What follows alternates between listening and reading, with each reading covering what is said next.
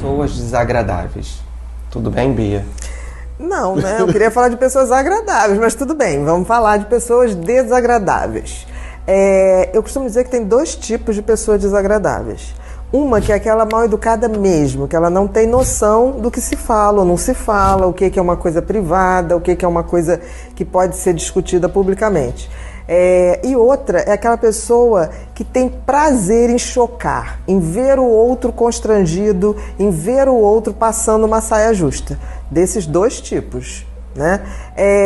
As pessoas desagradáveis, a mal educada é mal educada mesmo, quer dizer, ela não faz por maldade, ela é inadequada, mais do que desagradável. É um diamante não lapidado, falta só uma lapidação ali. Mas são pessoas que, se você der um toque, são pessoas que se corrigem rapidamente, elas não fazem de maldade mesmo.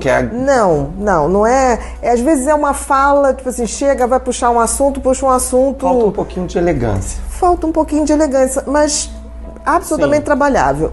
Não deixe de acessar nosso primeiro link no comentário fixado ou na descrição, pois nele você descobrirá passos infalíveis guardados a 7 chaves para você viver seu propósito de vida, manter-se sempre motivado, atingir o sucesso utilizando todo o seu potencial e muito mais. Um método comprovado. Não deixe passar essa oportunidade única. Enfim, vamos ao vídeo. Aquelas outras que gostam, assim, pessoas que gostam de chocar ou pessoas que gostam de ver o outro em situação de constrangimento, aí a gente já tem que botar um pezinho atrás. Porque nesse tipo de pessoas, a gente vê muito assim, pessoas que são extremamente inseguras, mas para disfarçar a sua insegurança, elas fazem o outro ficar numa situação para elas se sentirem menos ruins. Essas pessoas que a gente pode, no primeiro momento, ter muita pena, porque assim, nossa, mas a pessoa é tão insegura. Mas é muito ruim, porque existem várias maneiras de lidar com a insegurança. Não é se alimentando do constrangimento alheio. E é interessante que esse tipo de pessoa, ela sempre pega alguém que é mais educado, é uma pessoa que ouve muito, né? Porque elas gostam tão pouco de si próprias que elas não levam em consideração pessoas que tratam elas bem. Para você ver o nível de falta de autoestima dessas pessoas.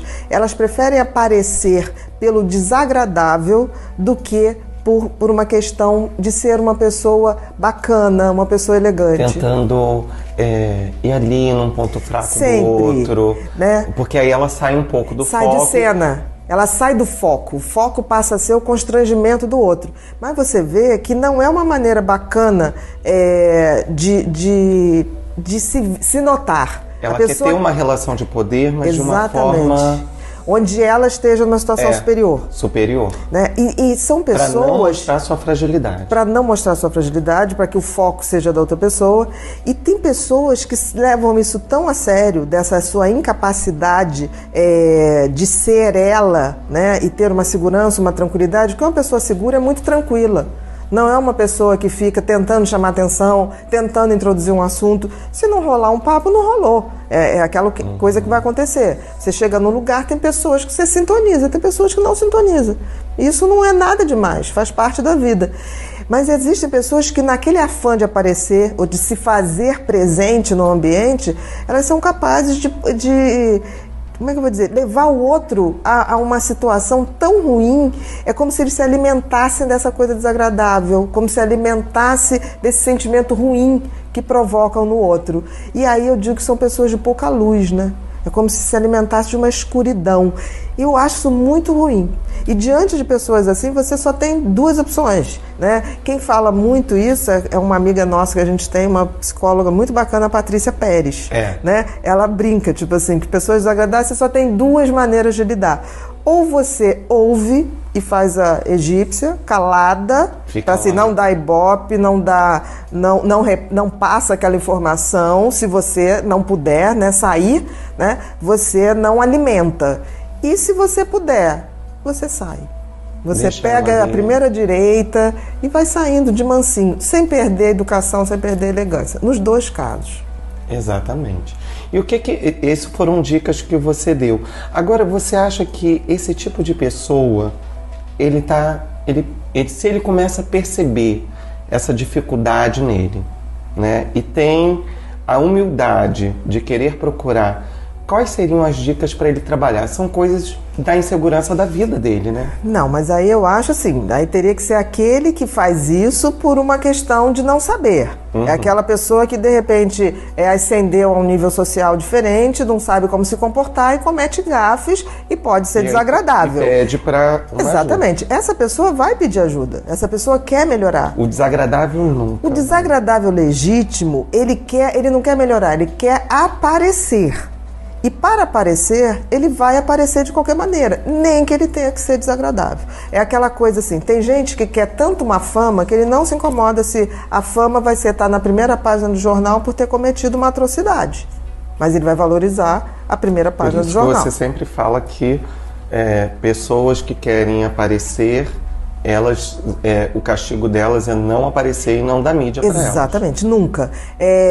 Eu gosto de falar isso, por exemplo, pessoas muito famosas, né? Tipo assim, pessoas, ídolos mesmo, eles atraem muitos fãs.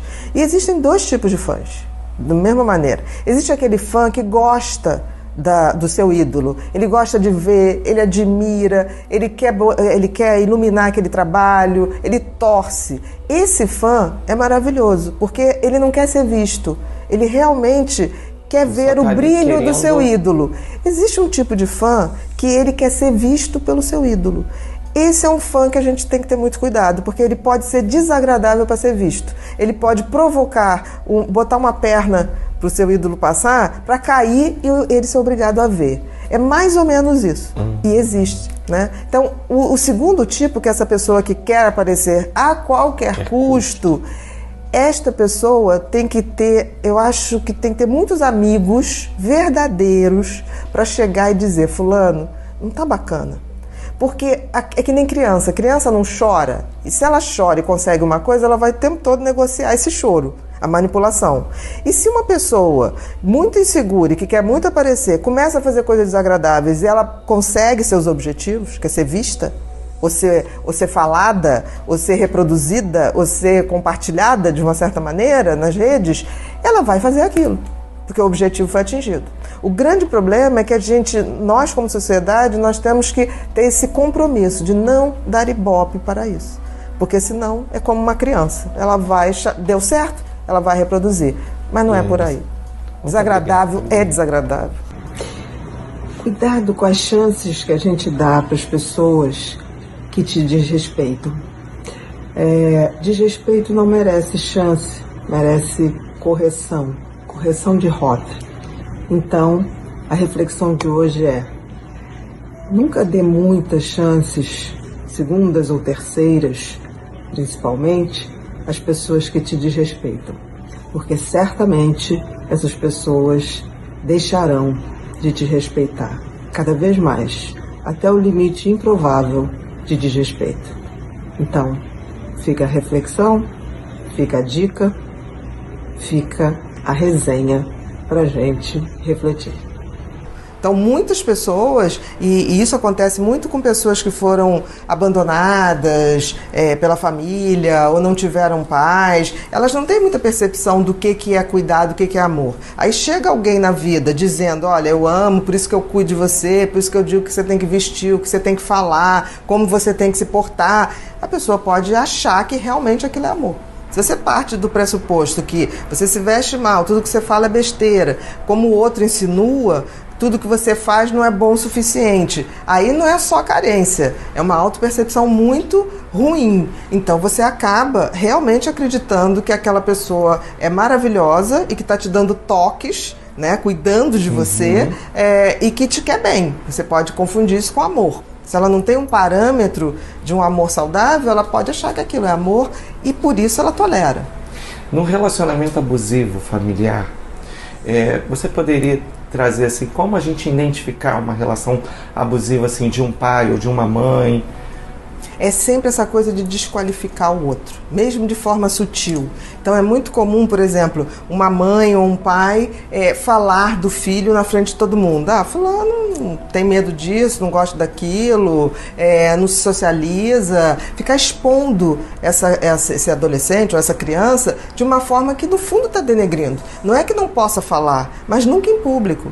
E é interessante que parece que as pessoas, pais, familiares, aproveitam um evento familiar para fazer exatamente isso, comparar filhos, ou comparar primos, ou tipo assim, porque você não faz que nem o filhinho da fulana que está em Harvard? Porque ele não é o filhinho da fulana, entendeu? Então assim, parar com essa coisa de sempre fazer menos, né? A pessoa fala assim, eu estou jogando, não faz nada, só joga bola. Essa relação de poder... É sempre o menos, né? A gente às vezes tem muito em famílias, é uma relação de poder, e principalmente financeira, de querer ter o controle, né? Nem sempre é só financeiro, é o controle mesmo. Porque quando vem junto com o financeiro, aí é muito ruim, porque a pessoa valida esse controle porque banca. Mas às vezes o controle vem ao contrário. Tem mulheres que têm dinheiro, sustentam o cara e mesmo assim é ele que dá o controle de tudo. Nem sempre. Quando junta o controle e o poder financeiro, o controle fica muito mais forte. E quando você falou sobre a relação abusiva no trabalho, né? Assim, é uma relação de poder do chefe ou do próprio colega? Como que é isso? É porque Tanto identificou pode ser, alguma coisa? Em geral, é do chefe para os funcionários, mas pode ser entre os funcionários também. E também pode ser, hoje já é considerado, aí daria a coisa do assédio moral, né?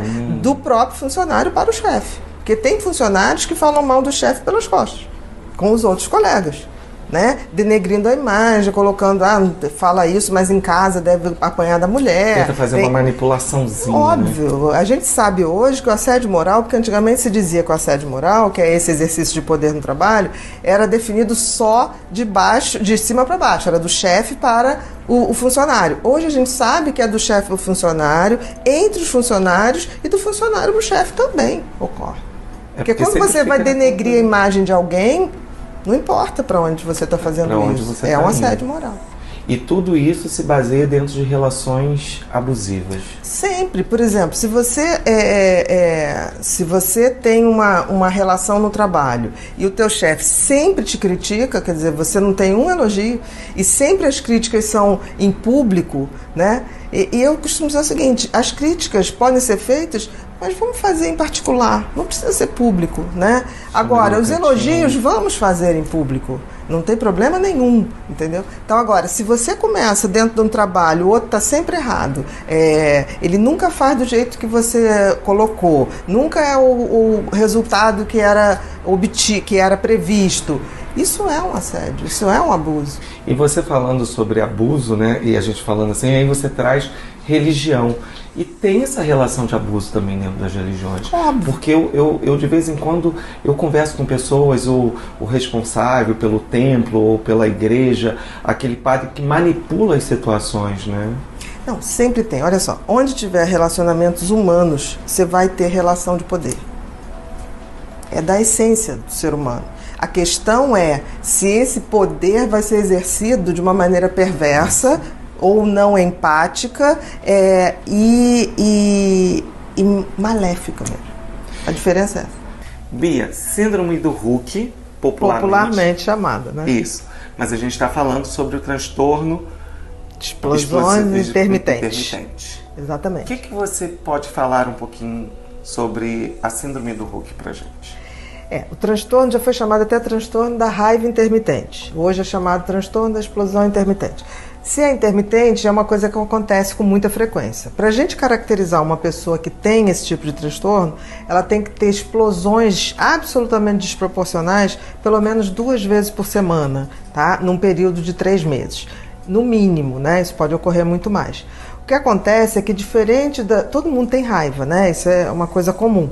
Mas as pessoas, em geral, elas acumulam uma raiva, têm dificuldade de falar, de se colocar, e aí elas explodem. No caso do transtorno da explosão intermitente, não. São pessoas que aparentemente não têm problema nenhum, estão numa situação de diversão, numa tranquilidade, e às vezes por uma besteira, mas besteira mesmo. Por exemplo, pediu uma bebida com uma pedra de gelo. Aí o garçom trouxe o copo com 3, 4 pedras de gelo. Aquilo já é o suficiente para ter uma explosão absolutamente desproporcional ao que está ocorrendo. E essas pessoas são capazes, além de falar obscenidades, assim, xingamentos, uma coisa muito violenta, são capazes também de arremessar objetos, quebrar objetos, independente do valor dos objetos. Quer dizer, não é uma coisa em nenhum momento planejada. Né? Antigamente se falava muito dessas pessoas como se elas tivessem quase como um ataque de fúria, mas uma coisa assim, cegas, elas ficavam cegas de raiva. O que difere se essa pessoa tem o transtorno, é que as pessoas que sofrem do transtorno da explosão intermitente, elas se arrependem profundamente depois. Entram num sofrimento, tentam pedir desculpas e elas não sabem controlar. Então é um desespero de não ter controle dessa reação. E requer tratamento, tá? Em geral, a gente usa para essas pessoas anticonvulsivantes. Por isso que durante muito tempo se achava que isso era um tipo de epilepsia. Não uma epilepsia tradicional, com convulsão, mas é como se fosse uma alteração elétrica que desencadeasse aquela explosão. Exatamente, porque não tem a ver. Ela é capaz de arremessar um objeto que ela gosta muitíssimo, pegar um celular, jogar na parede, uma coisa que é importante para aquela pessoa. Não tem a ver com o valor. Isso é muito ruim, porque dificulta os relacionamentos afetivos, que a pessoa não aguenta. Muito difícil. E logo depois a pessoa se arrepende, pede perdão, mas ela não consegue evitar que aquilo ocorra de novo. Então a gente pode dizer que é uma questão realmente de um transtorno e o cérebro realmente ele dá essa carga que as pessoas essa descarga, que as pessoas pensam que pode que é uma convulsão, que é um É um ataque de fúria, mas só que não é uma coisa acumulativa como ocorre com as pessoas, né? Que as pessoas vão, assim, acumulando, não falam uma coisa, vão engolindo sapos. Isso é diferente. Uma pessoa que está numa sobrecarga de estresse, está sendo, né, tá sofrendo muita pressão e não está conseguindo colocar isso, e às vezes do nada ela explode. Mas a diferença é porque é uma explosão assim, naquele momento passou, fica mal também, mas acabou. Daqui a 3, 4 meses vai ter uma outra. A explosão acumulativa, ela tem a ver também com o tempo, ocorre muito raramente. Né? Quando é uma pessoa que vai acumulando, não consegue dizer o que está pensando, ou está passando por situações difíceis, isso pode acontecer uma vez de 6 em 6 meses, uma vez de 8 em 8 meses. No caso do transtorno da raiva ou da explosão intermitente, isso é muito frequente. Né? Isso é 2, 3 vezes na semana. Para a gente pegar o diagnóstico, é assim, né? Então, de 2 a 3 vezes na semana por mais de 3 meses. Por no mínimo 3 meses. Então, assim, geralmente são pessoas que a gente nota tem algum componente muito atlético. É engraçado isso. Não sei porquê. Você vê que são pessoas dispostas a atividades físicas, necessitam de atividades físicas. Uma coisa que a gente nota é que essas pessoas, se não estiverem fazendo atividades físicas, isso exacerba a quantidade de explosões. A gente consegue perceber através de exames de imagens? Olha, o exame de imagem mostra muito pouco. O que a gente vê é mais um diagnóstico clínico mesmo, porque aquela pessoa, você está com ela é uma pessoa tranquila, doce, e de repente é uma coisa do nada, mas é do nada, é um detalhe que você fala assim, não, se você nunca presenciou, você olha e fala assim, não, a pessoa está brincando, está fazendo um teatro, tipo assim, te peguei. E quando você vai ver, a coisa vai tomando uma proporção que parece uma fúria que ela se regula, porque a pessoa vai até o limite, né, se prejudica, se expõe num patamar que é inexplicável. Você tem pessoas que isso ocorre só na questão verbal, proferindo palavras horrorosas, dizendo coisas indizíveis, assim, até para pessoas que gostam, né? E, ao mesmo tempo, você pode ter acompanhado de uma descarga motora mesmo, de quebrar coisas, arremessar coisas, e isso vem com um arrependimento muito grande, que é um pouco diferente, por exemplo, porque no transtorno borderline você tem essas explosões. A impulsividade, mas geralmente é desencadeado por uma sensação de rejeição. Né? E geralmente o border não se arrepende na hora, não.